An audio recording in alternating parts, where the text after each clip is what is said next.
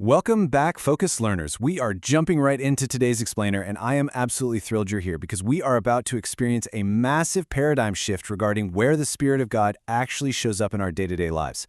Our focus today is an incredible study titled Filled with the Spirit to Build. You know, if you've ever felt like your daily work, maybe your college major or your technical skills are somehow totally disconnected from your spiritual life, well, this explainer is going to completely change how you view your own abilities. We're going to fundamentally reshape our understanding of exactly how God equips His people. To establish our foundation, let's look right at the source text from the Bible. Exodus chapter 35, verses 30 through 31 says, "Then Moses said to the Israelites, 'See, the Lord has chosen Bezalel son of Uri, the son of Hur, of the tribe of Judah, and he has filled him with the Spirit of God, with wisdom, with understanding, with knowledge, and with all kinds of skills.'" So think about this for a second. God specifically and sovereignly chose a craftsman for construction, not a priest, not a prophet, but a builder. He chose him, and he filled him with his Spirit. All right, so here is our roadmap for today. First, we'll look at the Spirit in the workshop. Second, Spirit-filled skill. Third, built exactly as commanded. Fourth, implications for college students. And finally, our conclusion, filled to build. Okay, diving into Section 1, the Spirit in the workshop. Let's get some historical context on Bezalel.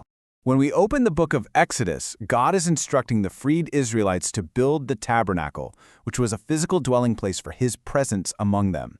And strikingly, this is literally the very first recorded instance in the entire Bible where the Spirit of God fills someone.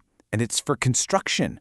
This brilliantly shatters a super common misconception we have today. We often think the Spirit of God only empowers people for quote-unquote spiritual things, right? Like prayer or preaching or evangelism. But the Bible's reality is entirely different. The Spirit empowers woodworking, metalwork, textile design, and highly technical skills. He doesn't just show up in the sanctuary, He shows up in the workshop. So when technical work is ordained by God, it is deeply spiritual work. Moving right along to Section 2, Spirit-filled skill, and how God goes about equipping for the work. Reformed Calvinism theology teaches us a beautiful truth. God is completely sovereign. So when He calls us to a task, He actively and specifically equips us with the practical skills we need to get His work done. Bezalel and his assistant Aholiab didn't just casually stumble into these talents. Look at this list of specific skills from the source text. God purposefully infused engravers, designers, embroiderers working in very specific blue, purple, and scarlet yarn, and expert weavers. These aren't just quaint little hobbies, these were the highly specialized technical fields of their day. Honestly, they're the ancient equivalents to our modern engineering, architecture, graphic design, and fine arts degree programs. God cares deeply about the mastery of these practical crafts because He intends to use them for His glory.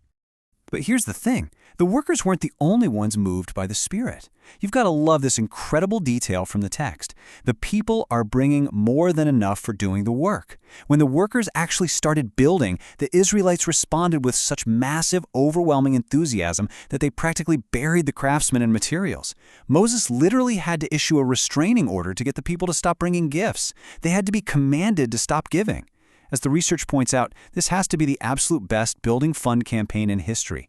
It just goes to show, when God's people are genuinely filled by His Spirit, the immediate result is radical, overflowing abundance.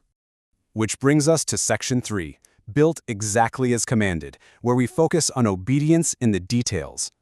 Throughout the 36th chapter of Exodus, there is this one specific phrase that just echoes repeatedly.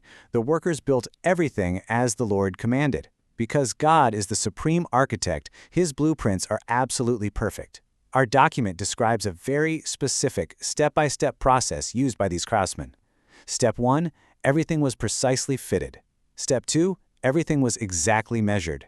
And Step 3, everything was constructed with immense care. But what's really fascinating here is what they didn't do. They didn't build something that was just similar to what God commanded. They didn't add their own creative modifications or, personal flair to the tabernacle's dimensions. They executed God's vision step by step, exactly as He commanded them. And that brings us to an absolutely crucial definition for our lives today. What is obedience? Obedience means building exactly as the Lord commanded without cutting corners or adding personal modifications. Why does this matter so much? Well, cutting corners would have physically distorted the tabernacle itself. And that exact same principle applies to our discipleship today. The way you handle the Bible, the way you follow His moral laws, the way you love people, these just aren't areas where we get to do whatever we want. True obedience is faithful adherence to the exact pattern God has given us. Let's make this super practical with Section 4, Implications for College Students. What this means for your campus ministry this fall. So we really want to bridge the gap between this historical text and your modern life on campus. Now, you might not be building a physical tabernacle out of bronze and fine linen, but God is absolutely calling you to build up your campus, your local church, and your peers. Just like Bezalel, He has placed you in your specific major for a specific reason. So the main takeaway for your daily life is this: give your absolute best in ministry this fall, not just your available time. I challenge you to apply this exactness and dedication to your study habits, your degree programs, and how you share the gospel with your neighbors. Your technical skills, your art, your essays, your conversations, they are all potential channels for the Spirit's work. Don't just give God your leftovers, give Him your absolute Spirit-empowered best. And finally, Section 5, our conclusion, filled to build and course-correcting your walk with God. So, just to recap our key findings real quick. God equips us for technical work. True Spirit-led work brings radical abundance, and God demands exact obedience to His design. With all of that in mind, I want to leave you with two provocative thoughts. First, how does understanding the Spirit's role in skilled craft work expand your view of how He wants to work through you on campus this fall? Think about your specific major. Think about the unique talents God has sovereignly granted you. He didn't give you those abilities just so you could build a shiny resume. He gave them to you to build His kingdom. So take a moment today to reconsider your own academic and creative abilities as direct channels of the Spirit's power. And finally, I want you to ask yourself this hard question. Where in your ministry or your life are you tempted to build according to your own design rather than His, and what would it look like to course correct? Look, we all have areas where we want to add our own personal modifications to God's commands. But remember, obedience is in the details.